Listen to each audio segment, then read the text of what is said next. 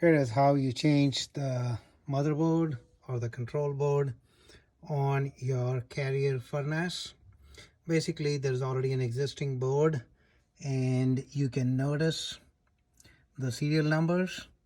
Once you input the serial numbers like CEPL130438, you will be able to order a replacement control board. Here is the control board that I got as a replacement. It is the ICM 282A.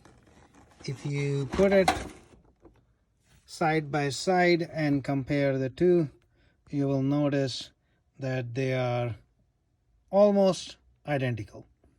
Okay, and all you do is basically label all the wires as I have done. Basically put a sticky tag and notice the numbers on these and just label them so that you know where each one goes, especially on these points.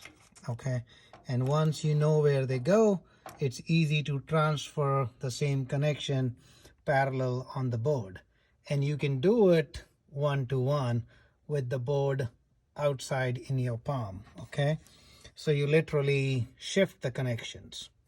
You really don't have to know everything about the control board to make the control board change. The reason I am replacing the control board, there is not a LED indicator, but my air conditioning is running continuously.